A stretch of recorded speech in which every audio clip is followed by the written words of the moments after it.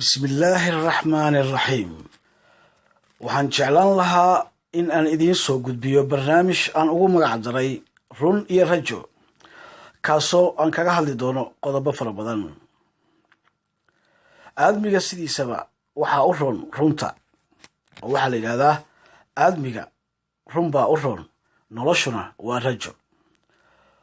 waa dhabka hadal dheehasho u ah inta dhimirka wanaagsan ee soomaalinimadu dhabka tahay. haddaba daawade iyo dhegayste dheeho oo yaanu ku dhaafin barnaamijkan run iyo rajo oo aad kaga maarmi doonto wararka dhalanteedka ah ee baraha bulshada buuxdhaafiyey. waxaan daaha kaga rogaynaa baahintiisa ugu horeysa barnaamijkeennan run iyo rajo xaaladda siyaasadeed ee xiisadda isu rogtay ee ka dhex aloosan dowladda federaalka iyo mucaaradka laga hago imaaraadka, kuwaasoo gambar ugu fadhiya inay kala reebaan farmaajo iyo khayre oo noqday madaxweynihii iyo ra-iisul wasaarihii isugu dhowaa ee soo mara saaxada siyaasadda ee soomaalida maanta.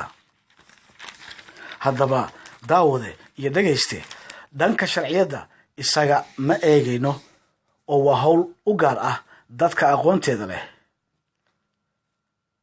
inkasta oo uu qayb ka yahay dastuurkan isku raranta ah ee loogu wanqalay qabyo qoraal.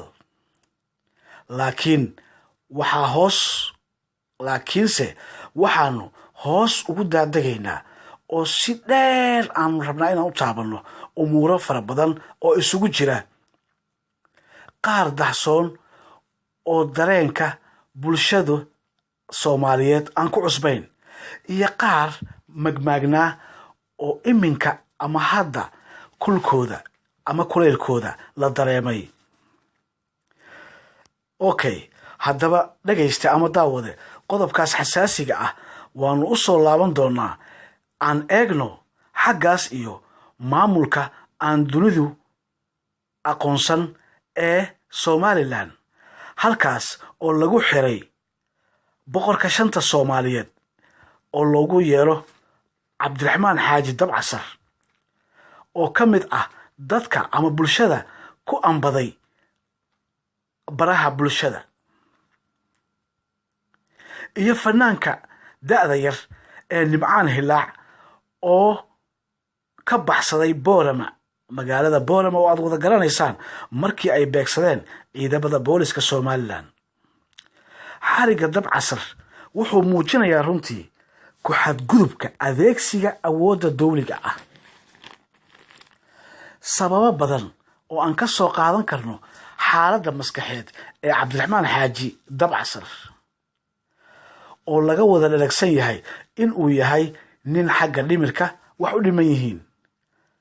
kaga bogo muuqaalka uu soo dhigay mar hore bartiisa youtube-ka ee uu ku talax tagayo cayda muuse biixi. shakhsiga caynkaas ah ma mudan yahay in ay hay-ado dowli ahi waqti ku bixiyaan? haddaba jawaabtu waa xaggiina.